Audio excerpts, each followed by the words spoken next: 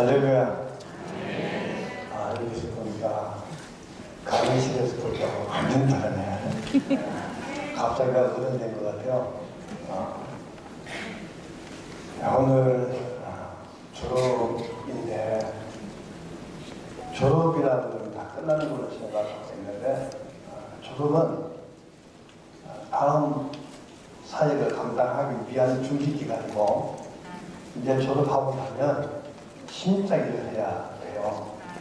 지금까지 학교에서 듣고 배우고 느끼고 충만해진 그 사명에 대한 그런 절대적인 사명감을 가지고 다음 사명을 감당해야 되는 중요한 시기가 바로 오늘이라는 겁니다.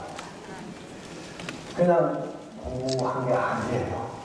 일을 하기 위한 준비 기간을 오늘로서 마치고 이제 내일부터 세상 끝까지 복음을 전하라는 주님의 명령에 따라서 그 일을 해 나가야 됩니다. 제가 어제 그저께 한국 기독교 청년합회 대표회장 연임에 성공했습니다. 박수 한번 주세요.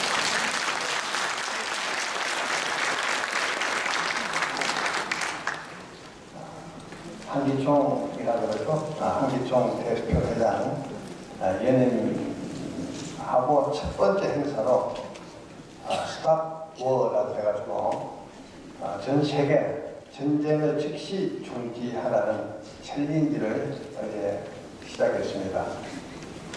이 캠페인이 우리 한기총에서부터 시작해서 한국 교회를 돌고 세계 교회를 돌고 저기 로마에까지 가는 그 과정인데요.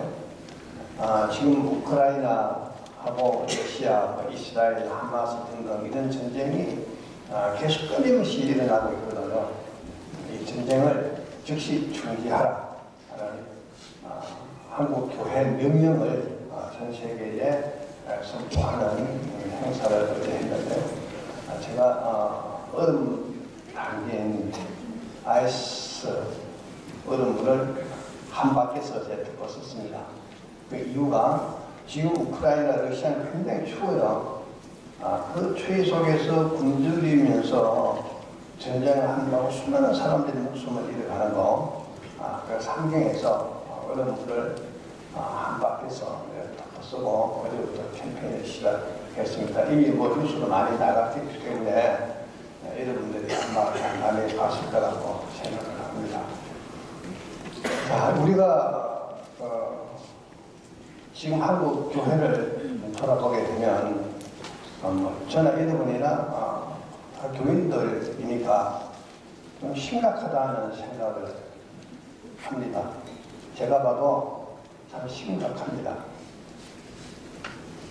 한국교회 대표성을 가지고 한국교회를 돌아보는 그런 시간이 참 많았는데 지금 굉장히 어려운 시기를 아마 보내고 있다고 생각하면 됩니다. 사람들이 잘 느끼지 못해요. 왜? 인간 수명이 한 20년 정도 늘어났잖아요.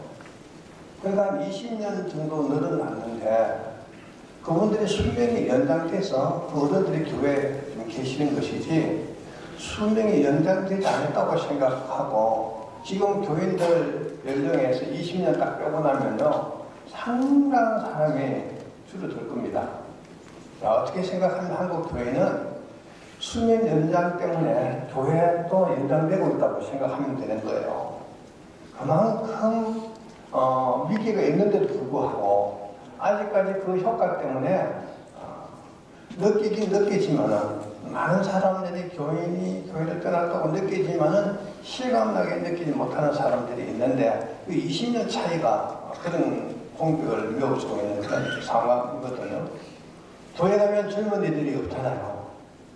어른들이 돌아가시면 그대로 숫자가 줄어가고 있는 거예요. 그래서 이게 어떻게 보면 굉장한 위기입니다. 이 위기의식이 팽배해요. 그런데 여러분 큰 교회는 그래도 아직까지는 괜찮다. 그 생각합니다.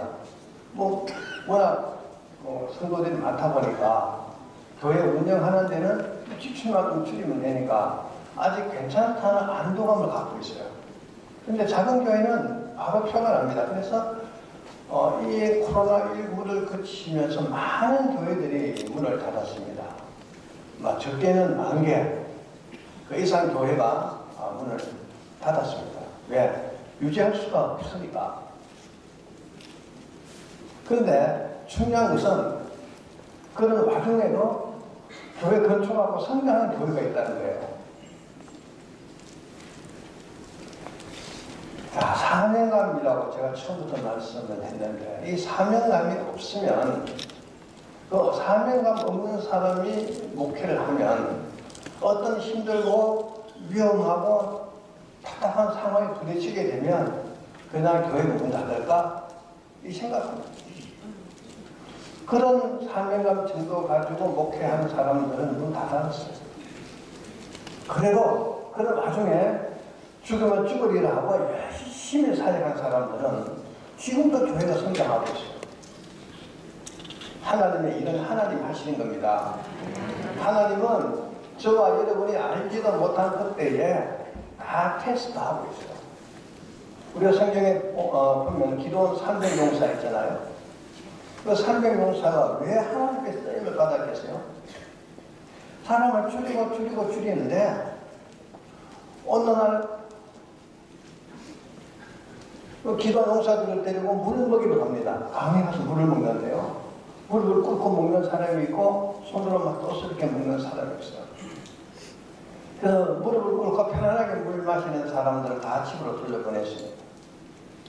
근데 서서 손으로 물을 떠서 이렇게 먹은 사람들만 300명을 뽑았는데요. 우리가 물 먹는 거 이건 늘 하는 겁니다.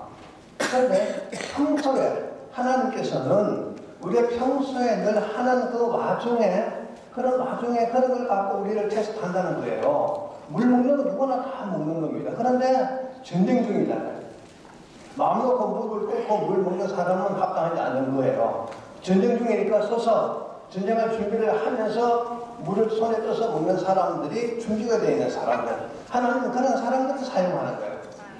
그러니까 하나님의 사람들을 테스트하는 것은 테스트한다고 하고 하시는 게 아니고 평시 우리가 사는 그 모습 속에서 우리 생활 속에서 하나님이 써야 될 사람인지 쓰지 않을 사람인지 테스트하신다는 거예요.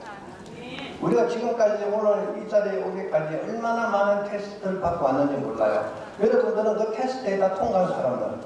그래서 여기까지 온 거예요. 앞으로도 끊임없이 하나님께서 내가 사는 와중에 내 삶 속에서 우리를 테스트할 거예요. 나도 알지 못하는 사이에 하나님 나에게만 왜 이러십니까? 이런 불평할 수가 없어요. 하나님은 우리를 너무 잘 알고 계세요. 나에게 어떤 문제 생기면 그 문제는 하나님께서 나에게 그렇게 하도록 이미 결정하신 거예요. 원망할 필요가 없어. 항상 테스트를 받는다는 생각을 갖고 있어야 되는 거예요. 그 300명이 수십만 대군을 어떻게 싸워서 이기겠습니까? 전쟁은 하나님께 속한 것이고 무슨 얘기냐 그러면 모든 사역은 하나님께 사시는 거예요. 우리가 열심히 아무리 해도 인간적인 방법을 가지고 아무리 열심히 해도 그건 인간적인 방법이고 그건 성공을 보장할 수 없어요.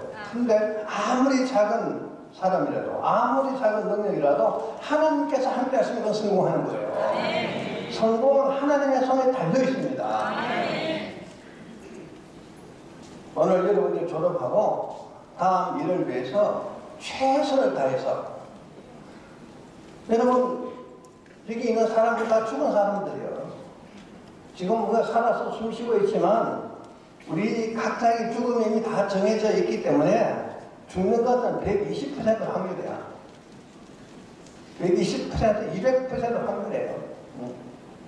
우리가 죽음이 우리한테 다 정해져 있기 때문에 우리는 살아있지만 죽은 사람들이에요. 미래가 죽은 사람들. 어차피 죽어야 돼.